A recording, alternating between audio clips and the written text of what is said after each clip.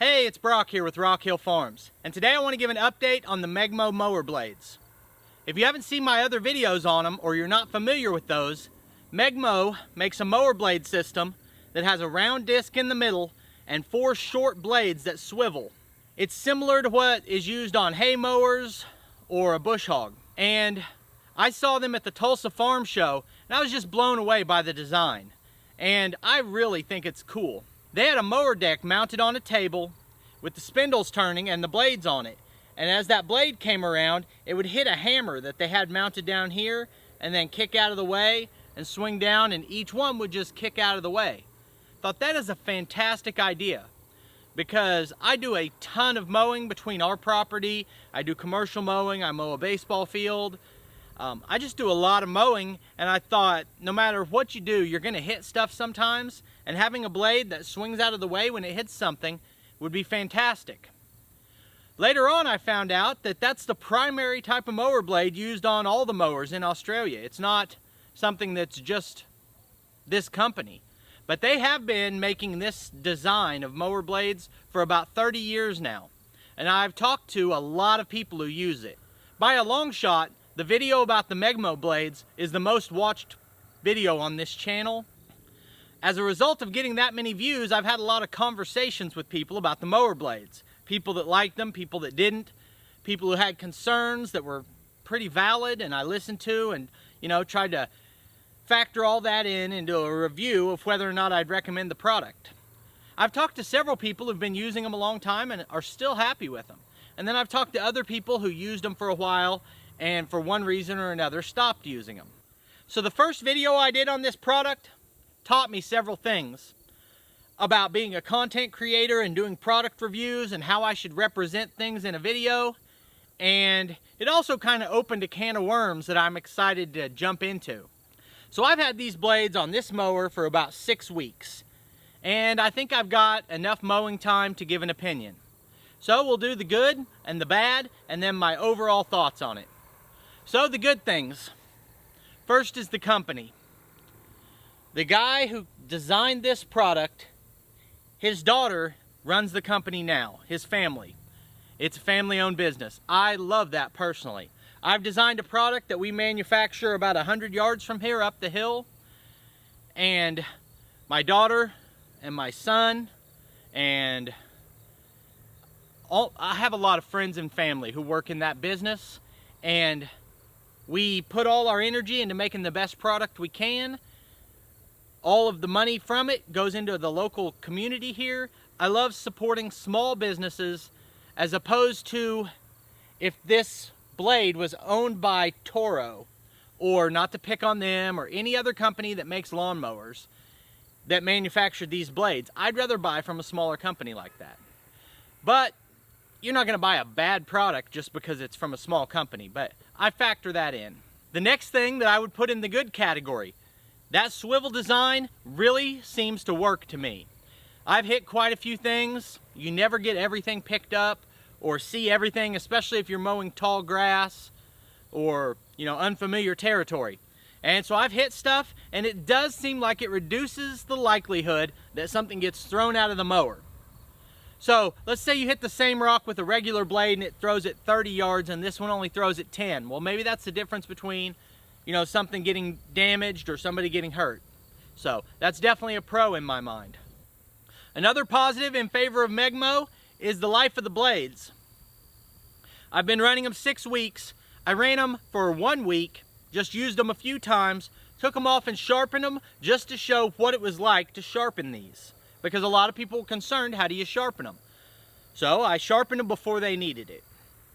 Now, 5 weeks later, they're still sharp. There are no dings or normally at this point, my mower blades would look really bad, and these don't.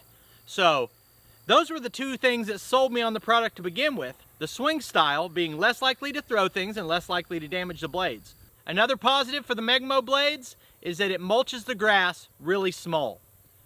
You can have your discharge chute open, and the Meg-Mos mulch the grass up finer than a mulching blade with the mulching chute closed. If you have a pile of leaves that you want to mulch and you run over them, it's phenomenal for that. So those are things that were advertised to be true that are true.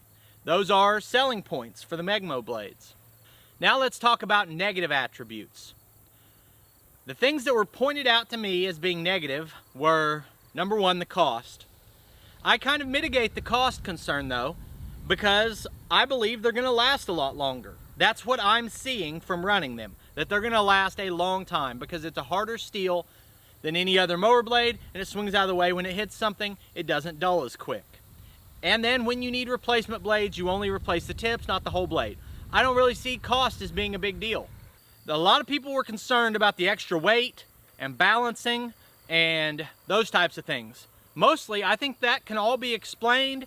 Some people have given really good explanations in the comments of my other video saying why that's not as much of an issue as you might think.